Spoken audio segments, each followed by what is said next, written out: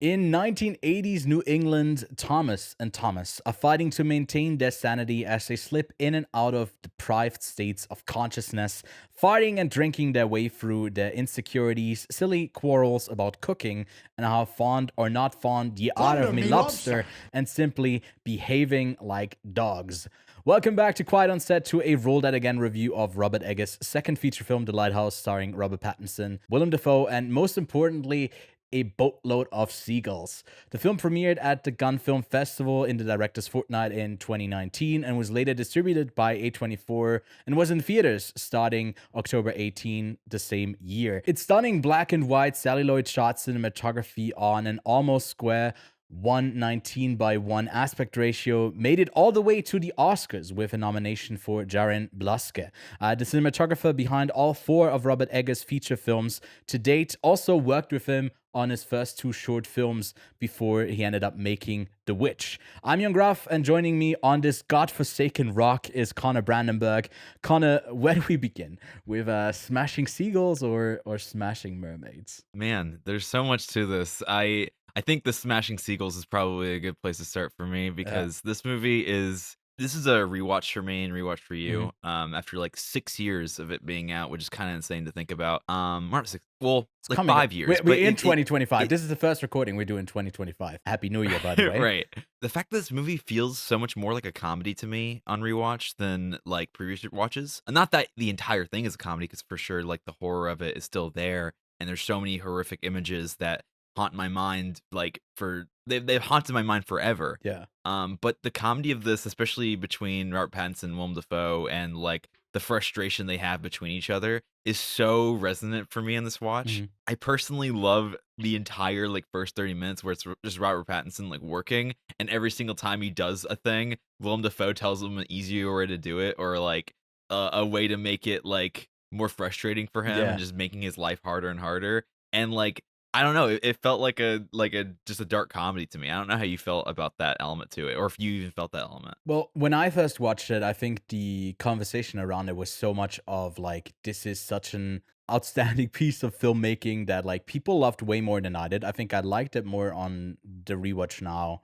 I even bumped up my rating a bit as well. But what left an impression to me is like that quote that we had in the intro about like the lobster. Are you not fond of me, lobster? And the like fight about the cooking. But I didn't remember how much actual like bickering and back and forth this entire movie just like consists of. It's weird images and a really fast escalation of like insanity, and then like for more than half of the film it's just insane. It's just like what is real, what is like sort of like just conjured up things in Tommy's mind. I didn't feel the tension as much about like reveals about like what he did before and how he ended up here, as like I didn't feel that was tenseful because it almost felt like fate that he would go insane. And that kind of Mhm. gave a bit of tranquility watching it this time, where I also saw a lot of the comedy in it. Like a bunch of moments actually like also made me laugh. So yeah, really funny, surprisingly funny movie. Yeah, like I'll mention this. I mean, obviously we'll transition to the actual horrific moments of this movie, but there's one moment where Robert Pattinson's like painting the lighthouse, or like at Yeah. least like a wall. Yeah. And then like Willem Dafoe's like put like has him on a rope with a chair, just like painting, Mm. and then he's like letting the rope like wiggle around and letting Robert Pattinson like basically panic that he's gonna fall. Mhm. And he's like, "Be careful!" And then like when he falls, it's like the funniest thing ever because Robert Pattinson's scream is like it's so, oh my god, he's so funny in this movie. He's like he's incredible. Like Mhm. there's scenes of him absolutely going for it in every single direction. He's just a really really good comedy actor, especially in these kind of insane movies where there's like so many different tones and genres going on that Mhm. like he's able to really take advantage of what he's given. I guess that's one thing I want to transition into as well, is that Robert Eggers, especially in this movie, is like underrated in terms of like his work with actors. Like he's a very actor driven director, I've noticed, especially considering like the huge performances he has in almost all of his movies. Yeah, I mean, And I was wondering how you Defoe, felt you know. about that. Yeah, Defoe, Pattinson, Anya Taylor-Joy in the past, obviously. Mhm. And even in the newest Nosferatu, Lily Rose Depp is incredible. So it's like he you can't. I mean, obviously, you can credit these actors for how good they are in these movies, but like, you can't just discredit or discount his involvement in the development of these actors and these performances. So I was wondering how you thought. To me, this feels like the peak of it. I feel like Lighthouse to me is Yeah. the peak of his powers in terms of working with actors. But I was wondering how you felt about that. Is that because it's not the furthest he goes back? Because obviously in the Northman he ends up going back another step, and Nosferatu as well. He's further back. He's like, and then The Witch I think is also set before. So this is in a weird way his most modern movie, right? Yeah. Which you wouldn't feel, but it feels because it's so isolated on this desolate rock. It feels like you get to play around so much with a really simple setting. And I think that is like to the benefit of what he's so great at like plucking you into a period. And because it's so simple with The Witch and The Lighthouse being like in one setting, through the performances you get transported to the times. And then with upping the budget in his latest two films considerably, to 80 and 50 million respectively, this one was made for 4 million. He gets to craft the world around with the production design. And I think his attention to and his love for folktale and legends and all of that, I think has to be infectious for actors to actually work in the type of movie that he goes for. Because you can feel it in certain moments. I think to me, like Defoe is clearly like the standout to me over Pattinson, because I can't shake the feeling of like, no, I know this guy is British.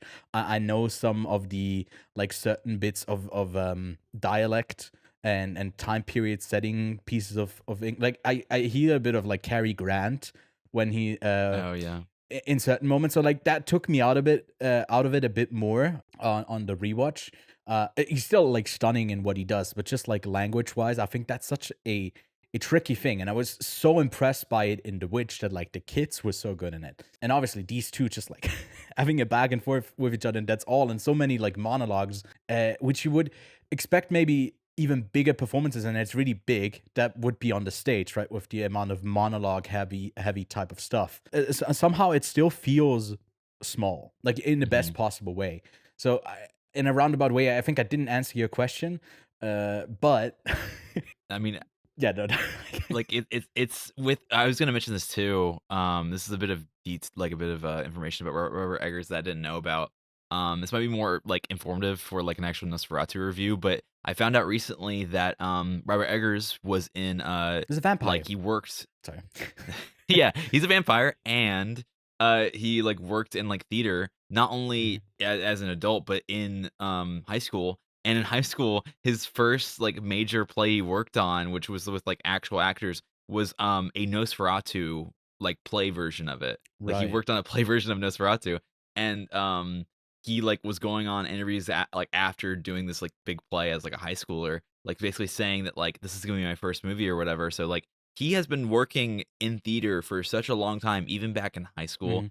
And so it's like you can't deny the fact that if he's working with play actors for that long, for theater actors for that long, that he's going to sort of be adept in having like a really, really good relationship with actors and knowing what they would want and knowing the kinds of things that like he can develop with his actors. Mhm. I mean, my only thing too is I realized on the Lighthouse that whenever Robert Eggers does rehearsals, he doesn't do rehearsals in this like a way without cameras or like, just with the actors like reading from the script. He like gives the script as well as like the blocking. So like he has the Mhm. exact placements for where they're going to be like their marks and everything. And so like Robert Pattinson and Willem Dafoe, they knew their marks and everything when they were rehearsing like way back. So like every camera movement in this thing, even though it feels like it's dependent on the performers, is like something developed from Robert Eggers' vision. So like there's like moments where like, Robert Pattinson or Willem Dafoe will like stand up really like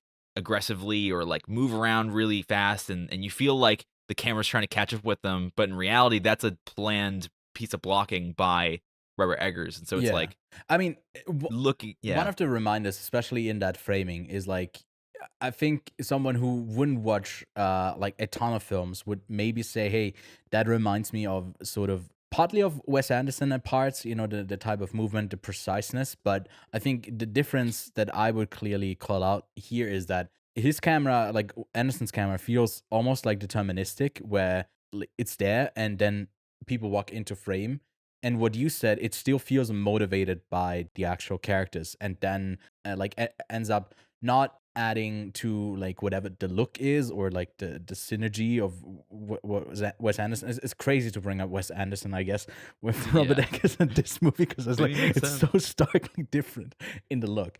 But that's just what it reminded me of maybe, because I hear that kind of comment often. Oh, it's so Wes Anderson like, when we have like camera movements that like end up and then people are just aligned in place where they should be. And like one moment that stands out to me is when he's like with coal in his wheelbarrow and like screaming at the seagull, and like it pans over and it's just uh, it's just Willem Dafoe like up on the lighthouse tower just looking at him, and like we don't zoom in or anything, we just see him off in the distance, and we exactly know what his expression is. It's like all of it adds to the atmosphere and the story that it tells, and like enriching the characters. And it really was impressive this time around, for the amount of like back and forth that seems ultimately pretty meaningless, other than, okay, these people are continuously getting angry and angrier with each other, but it doesn't really build, because each time they just like, get like profusely drunk, it just kind of resets. But the fuse is like gets shorter every time. That like the next time they wake up, they're just mad at each other from the start. Mhm. That just kind of builds that tension. I was surprised in like the pacing of the film. There's like one bit that almost feels like a montage of like a routine of like really everything kind of slowly escalating to more and more. Yeah.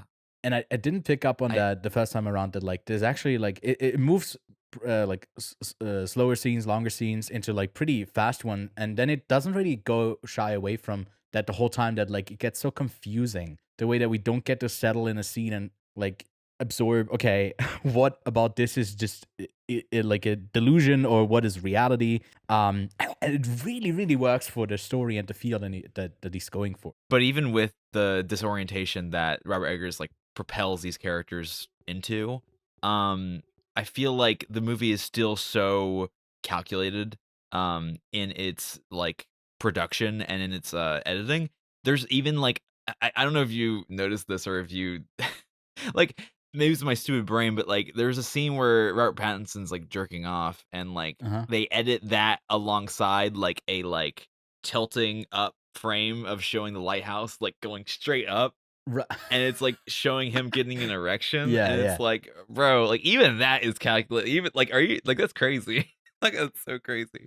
I feel that's the closest that we get to see what is actually going on in his mind, and how like it's jumping around, because it breaks him. He breaks the figure after this. He like throws it on the ground, and like now he's cut loose of all of these like urges that he has. That he feels like he's moved past like his guilt that he has for letting his friends slip. And obviously, by the way, spoiler review.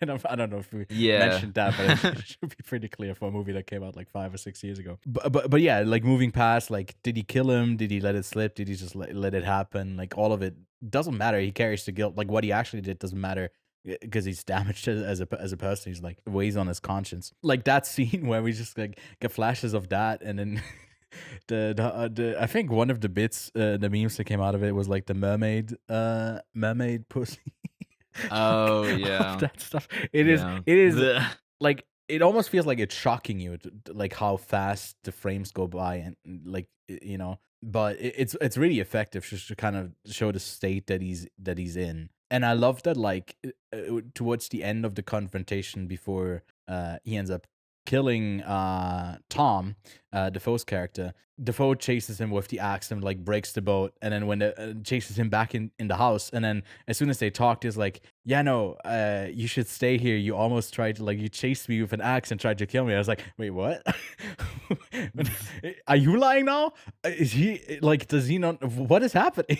And yeah. it kind of puts you into that, like, that's the thing. He crafts this world in a time period, and you feel like engrossed in it. Like, I could look off to the side and I was like, oh, I'm living in present day, but when I'm watching a Robert Eggers movie, I'm completely transported into that world and that time period. And with the lighthouse, it's like, oh, okay, maybe I'm not on the island, but I'm in there with them. And I also feel like I'm going insane watching the film. And I love that. I feel like that's the best thing you could go for in a movie like this.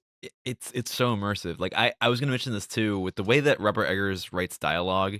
It's very he loves being very accurate to the period. Like he will Yeah. not. He's like a history buff through and through. And even looking at the way he wrote this movie, he's took a lot from actual writings and letters from the diaries of like wikis of like Mhm. lighthouse keepers. And so it's like he's taking like real inspiration for the way these characters talk and the way these characters behave. And so it's like he's very accurate to the time, but rarely have I seen a director do a period drama or period piece in general and be able to sort of like resonate with like modern emotions and modern feelings and able to like make this language and make this like kind of old dialect and way of speaking like really modern. I don't know how to explain Mhm. that other than the use of the word modern, but like Yeah. it's very resonant and it works. And and obviously I'm not trying to say that older ways of speaking and older movies in general that like are less resonant, but it's like when you're making a movie inherently about a time period like you know like the early 1900s or late 1800s, whatever, you're going to meet some sort of like barriers in terms of like resonating with a certain time period or resonating with certain group of characters like these like random like lighthouse keepers in the 1900s, but like it works, Mhm. like it totally works. And I mean obviously like it's a thing in all of Eggers' movies, including Nosferatu, where like his dialogue is so like entrenched in like authenticity. Like he loves that shit so much. I don't know if he's one of the few directors that I think actually works with it and it works for him. Mhm. Dialogue's hard for a lot of movies, but if you're going to make it even harder with like period accurate dialogue, you know, you got to be a good writer to make it work. You know. Do you think the look of it, the sort of, the almost square aspect ratio, it's all in black and white, like adds to that, or to me, Yeah. it almost feels like, hey, if this is not your thing, stay clear of this film. It almost feels like a warning signal for, like, almost like a light up in itself for people who want to casually watch it. Right. I mean, like, I can't imagine that, you know, when Eggers was like making this movie, especially this movie, where I mean, obviously Nosferatu and Northman are different, but I feel like Lighthouse specifically is one that I just can't imagine he made for like most audiences. Yeah, Like yeah, yeah. even with what you're talking about, the way it's made, like the aspect ratio and the black and white cinematography, like it just doesn't feel like something that he made for like the amount of box office that he got for this movie. Mhm. Like with Northman, with Nosferatu, it feels like those are big budget movies that he really wants to like get a bigger audience with. With this feels more like a shot in the dark. Feels more Yeah. like him developing his voice and then finding out that this is like one of the best things ever worked on. Even though in like director's commentaries and stuff like that he's done, he hates doing director's commentaries on his movies. Like he hates rewatching them. Thinks they're terrible. Like I remember listening to the director's commentary on The Witch, which obviously we're not talking about that one, but he hates The Witch. Like he on the director's commentary, he's like, yeah, the only reason why I'm doing this is I don't want other people to take advantage of me not doing it and do it for themselves or like let this, you know, this period of time where I can talk about this movie die off. And it's like, man, like he's a very self-critical director. So like it feels like when he's Yeah. like makes decisions like that, he's very, very particular. And I agree with you that like it was one of those things where I can imagine that like it's a good filter for the kind of audiences that he wanted. I mean, you also wanted to talk about like the actual story that it tells, and ultimately ends up being kind of the story of Prometheus, right? Like with the Mhm. ending there. I don't know, did that stand out to you? Because like he does the same thing with Hamlet, like with Hamlet. That like we'll talk about that in a separate video that you can find on the channel. But he gravitates towards these tangible existing legends that he has that sort of reality he can base it on, and then it's the Mhm. jumping off point to actually make a bit give it his own like twist or focus. This being a like part adaptation of Prometheus makes sense for the kind of story it's telling. Mhm. This was the one like back when I watched it in 2019, I could not tell you that I thought that the lighthouse and the light was like not about capitalism, but that it was like a figment of capitalism. Because only on Mhm. this rewatch that I really noticed that. Really, there's a really great video essay on YouTube about Lighthouse from this YouTube channel, Acolytes of Horror, and that one really opened my eyes back in like 2021 or whatever it was about what the lighthouse like means. Not that like you can explain a movie like this. I feel like boiling it down to a simple metaphor is kind of like besides the point. Like there's so much in this that you You can like find it ignoring like clearly, but yeah, that's not all it is. Yeah. yeah, it's so much more. But obviously like I only really noticed that when I saw this video essay, and as well as like when I watched it recently, because Yeah. like the way that Pattinson's character is constantly working towards the light and towards like being able to even be in its presence, and like he's being told that he has the opportunity to get this light, but Willem Dafoe just keeps shutting him down each time he has the actual chance to. So it feels like a portrayal or like a reflection of capitalism in the sense that like these people in power tell uh like people and lower class people that they're able to get a certain kind of wealth, Mhm. but then when they actually try to get that wealth, they're not able to because of the systemic and institutionalized I mean, you problems. never see the full like working a single time. I think in this film, he never does any. Or maybe he, I don't know. Maybe when they're painting, but He he has it, sex with the light, maybe. yeah, he does get busy with those tentacles, or no, with that other creature that just like kind of flies. That it seems like a flying dragon or something. I don't know. Yeah. Yeah, no, some crazy imagery in this film. I think to me another standout was the score. I did not obviously like the droning noise of like the vroom of like the lighthouse. Like also I love that it's not consistent. It's not like this whole movie in the same kind of rhythm. You get to hear it. Sometimes Mhm. it's kind of gone, sometimes it's faint, and then it's very present. So it feels like the lumen representation of like what the lighthouse maybe could represent for the characters there, or just like, or just to have a cool background noise to like give you a bit of Yeah. tension. But also some elements of the score here are really good. I think at the start I paid attention to it less because the more I'm immersed in the film, I tend to like not be able to listen to the score because I'm like so engrossed in the story. But at the beginning, there were like a bunch of not trombone, but like really low. What do you call like that you blow into? What blow instruments? What are they called? Uh, Because I I only know it in wind German. instruments. It's like, wait, what do you say? Well, I think it's wind instruments. That sounds right. It is a bunch of string instruments as well, just like really low tones, Yeah. low humming tones that are on the It same note and that are really dragged it's out, and it eases you it into sounds this. yeah. No, I mean it sounds like to me like sort of reminiscent of Colin Stetson's work. Mm, I don't know if you've heard of Colin. He did mm, the score for mhm. Hereditary. I'm trying to think of other things he's done recently, but he has a really intentional kind of sound with like a low bass sounding sax. And so Yeah. whenever you hear the tapping on his keys on the sax, like you hear it like immediately. Like you instantly recognize his music. And with this score for Lighthouse, I feel like it still has a really low bassy tone to the wind instruments, and like even when like I can't remember what wind instrument it is, but it's like the one that it's the horn that's really sharp and loud Mhm, and like goes up whenever he's jerking off. um and like it's like it feels so like I don't know, it's kind of terrifying. Like I mhm. don't really know a score that can go there and also, go to other ends in the ending, because like when Robert Pattinson actually gets to the light and tries to touch it, the score that plays that in that scene is like not only kind of like ethereal and kind of different than everything else we've heard of throughout the movie, but also it starts to peak. Like they peak the audio not only in the actual scene but the music as well. Mhm. And I think that's so interesting to make this sort of ethereal, otherworldly thing that is the light also nightmarish, and like not only nightmarish in what we're seeing of Robert Pattinson as he's basically, burned and like or not burned, but undergoes this sort of like nightmare. I don't know if it's Yeah. like a if he's actually feeling it or if it's him just realizing that light means nothing. The way that the score like basically like gives you an image of how it feels and looks is like so powerful.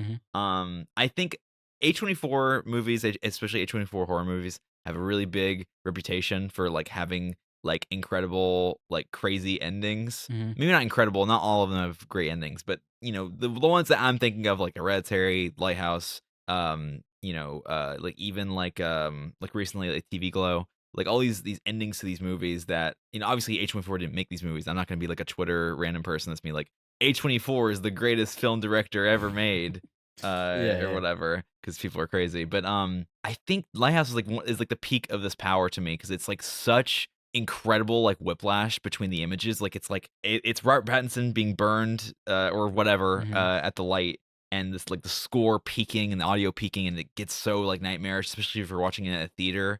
I know they did an IMAX screening for like the A24 series recently. I really wish I saw that because that would have been incredible. Yeah. Pairs that with him falling down the stairs, and then a recreation of the Prometheus image of him getting eaten by the seagulls, and it's like just the pair of images there is just so powerful. I don't know how you thought of like the exact ending itself. I know we're talking about the music, but like It's abrupt. the yeah. It goes into like a pretty silly sounding like comparatively to what we just saw. Like up almost like upbeat like credits song, and it goes there pretty fast. I didn't mind it. I think it was a great way to end it, because like that's the story done. Everyone's dead. To me, I think what's interesting as well is like he parted ways with A24 for his next feature because it was like really expensive, and apparently only Arias can make movies that cost a shit ton of money and don't make the return. Which I've been informed that The Northman actually made its money back, but he moved on to Universal and made his last two films with them. But with A24 kind of wanting to do bigger films now as well, not just like the indie stuff. Do you see him like returning to A24, or would maybe Um if we shifted this a couple of years, would he have maybe stayed and A24 would have made like the movies he was going for, like the last two, I guess, that he made? I honestly don't think so, only because Robert Eggers has a really bad history with A24 and their physical releases. Mm. I don't know if you saw this, but back when The Witch came out, they did a 4K restoration without his approval, Oh, okay. and without his supervision. So the Yeah. 4K Blu-ray that exists of The Witch, especially like the one that's mainly distributed in the States, is not the approved version by Eggers, and he Okay. doesn't like that one apparently.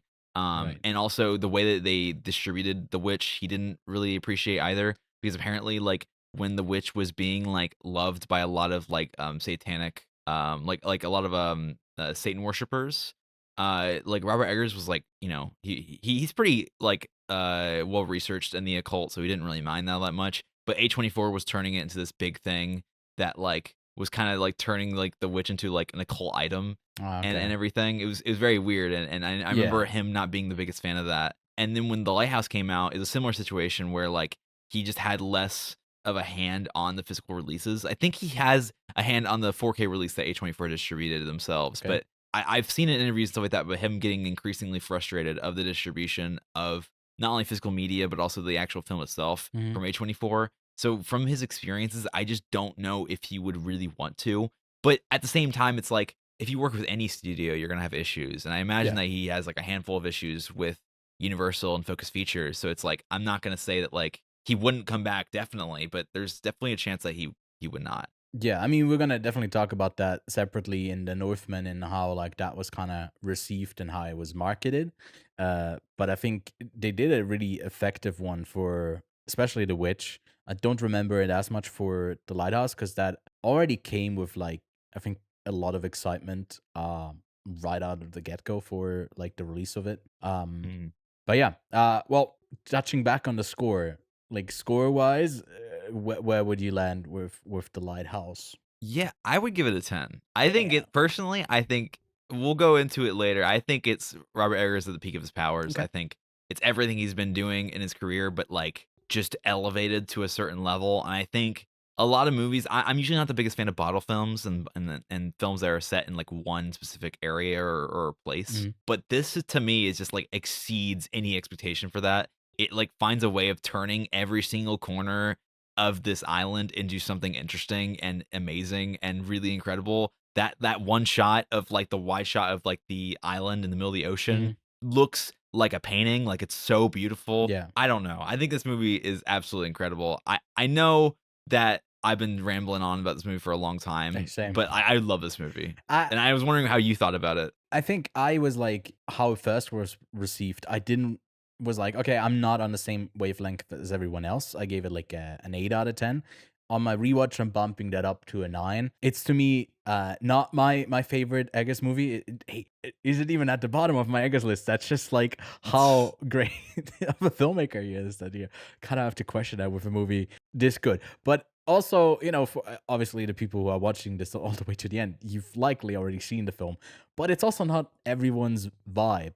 And I think he's never going to make that type of movie, but it's nice to have someone who caters to that authenticity and is holding himself to the standards, and like you said, like ends up hating his own films once they're out. And I feel like, I mean, that's relatable. You always kind of see the improvements that you can make. And but I was just like also thinking while I was watching, I'm so impressed by the collaboration here that something like this ends up coming together as great as it is. And if he's not even happy with that stuff, I was like, okay, what else you got in store? Right. If this is not even your peak, what That's what's what I next? love about directors like this, though, because they have their own expectations of themselves, and Yeah, so they can keep improving yeah, every single time. mhm, And I just, yeah, no, I totally agree.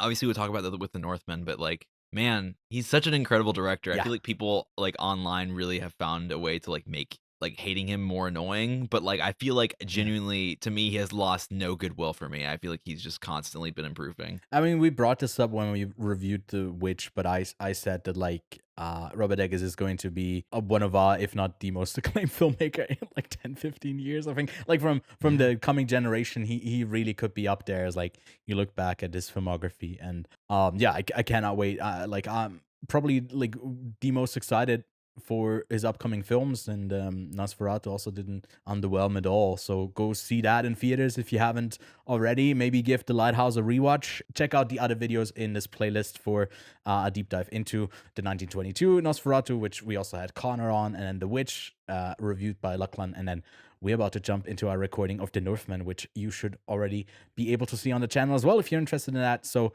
yeah, leave a like, subscribe if you don't want to miss more of these deep dives into all different filmographies and our weekly podcast. And thanks so much for watching, and hopefully you get home safe. The storm is ending. You get that. You don't have to ride on a mermaid for that. Well, safe passage to all of you. And don't drink too much. Don't drink too much. That's yep. Mhm. Mm.